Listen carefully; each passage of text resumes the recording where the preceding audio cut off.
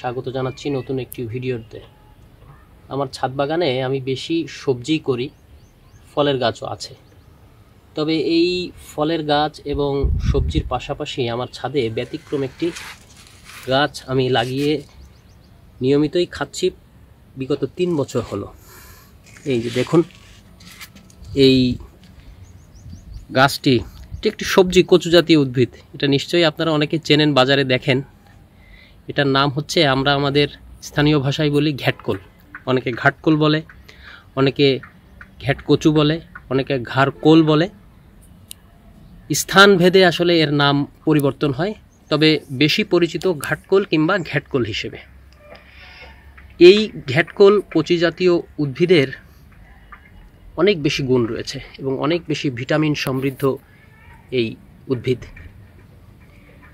এর সবচেয়ে বড় গুণ হচ্ছে এই কচুতে প্রচুর পরিমাণ আয়রন আছে এবং এই শাক খেলে আপনার আয়রনের ঘাটতি পূরণ হবে। এছাড়াও প্রচুর পরিমাণ ভিটামিন আছে, ভিটামিন এ, বি, সি। আঁশযুক্ত উদ্ভিদ শাকের কাজ করে। কচু শাক আমরা যেরকম খাই, এটাও ঠিক ওই রকম খাওয়া যায়, কিন্তু এর খাওয়ার ভেতরে আবার ভিন্নতা আছে। যেমন এই যে গাছ দেখছেন, এই গাছের এই যে লতা, পাতা এবং এই যে এই ডাঁটা, এটা অনেকে ভাজি করে খায়। অনেকে আবার এই ডাঁটা এবং পাতা নারকেলের দুধ দিয়ে রান্না করে। আবার অনেকে এগুলো শুটকি এবং কাঁঠালের বিচি দিয়ে রান্না করে। তবে কাঁঠালের সময় চলে এসেছে, যারা এভাবে রান্না করেন তারা এটা ট্রাই করে দেখতে পারেন।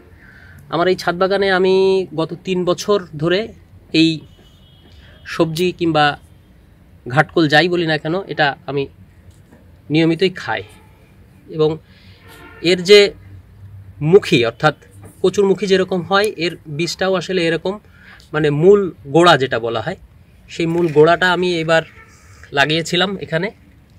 দেখুন কি পরিমাণ হয়েছে, এই যে এইরকম মোটা হয়েছে, একদম মানে এক পাজা এখানে লাগিয়েছিলাম। আবার এই যে পাশে আরেকটা ক্যারেট এখানেও লাগিয়েছে, এখানেও মাশাআল্লাহ দেখেন কি সুন্দর হয়েছে, এই যে একই রকম।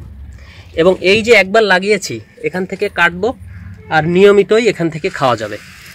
কাটলে আবার গোড়া থেকে আবার পাতা বের হয়।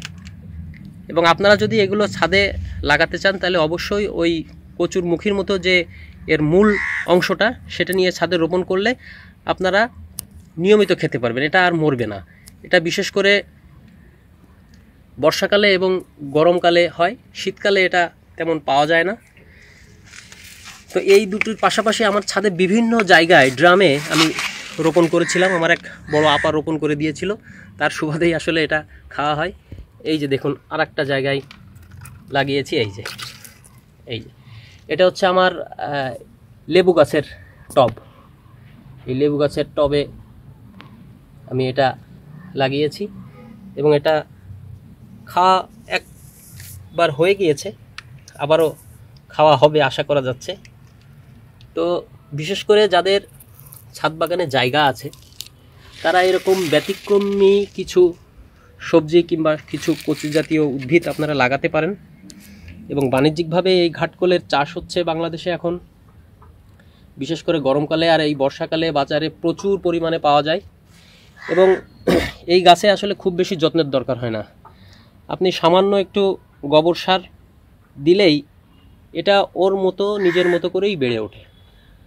তো সবাই চেষ্টা করবেন যে ছাদে অন্তত কিছু ব্যতিক্রমী গাছ লাগানোর জন্য, যেটা আপনার জন্য, আপনার পরিবারের জন্য ভালো হয়। সবাই ভালো থাকবেন। আসসালামু আলাইকুম ওয়া রাহমাতুল্লাহি ওয়া বারাকাতুহু।